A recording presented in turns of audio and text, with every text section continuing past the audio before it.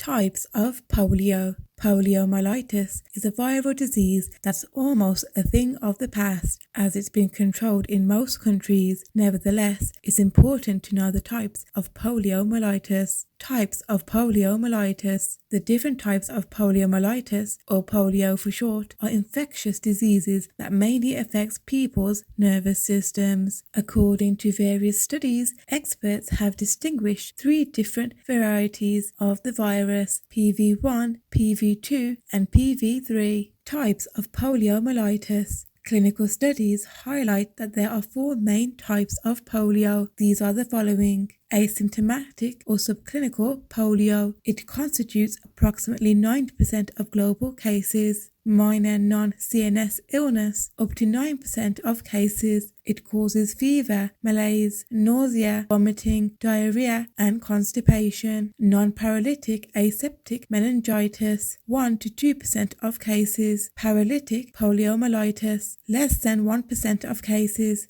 Since the first 2 types are benign in their development, we'll focus our attention on non-paralytic aseptic meningitis and paralytic poliomyelitis. We'll explain everything you need to know about both pathologies. Non-paralytic aseptic meningitis. According to scientific research, aseptic meningitis is an infectious process that affects the meninges of the central nervous system and makes them swell. It causes the following symptoms: fever, headache and stiff neck, general malaise, muscle aches, loss of appetite and vomiting. According to other scientific resources, viral aseptic meningitis has a good prognosis. Not only poliovirus causes it, in fact, enteroviruses, herpes viruses or HIV can also cause it. Despite the fact that this condition is benign, it may require hospitalization and antibiotic. We say antibiotics even though it's caused by viruses, because medical professionals start treatment immediately in the most affected patients as a preventative measure against a much more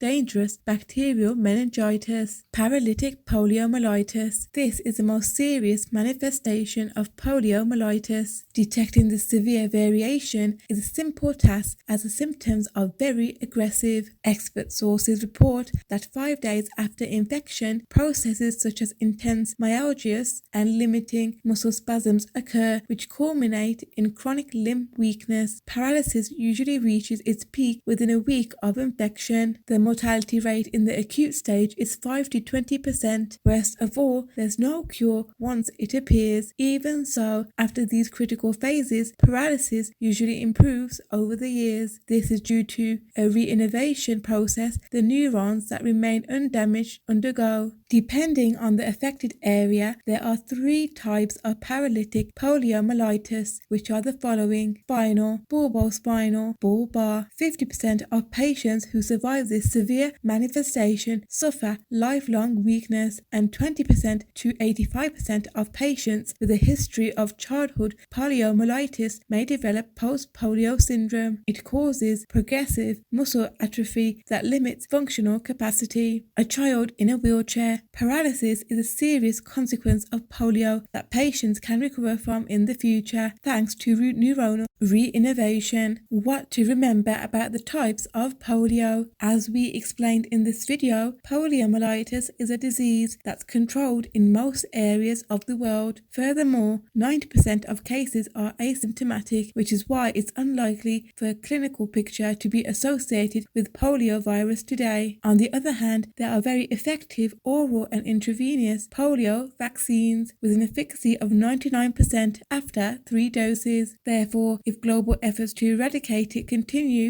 polio will soon be a thing of the past. Thank you for watching. Don't forget to like, comment and subscribe. Comment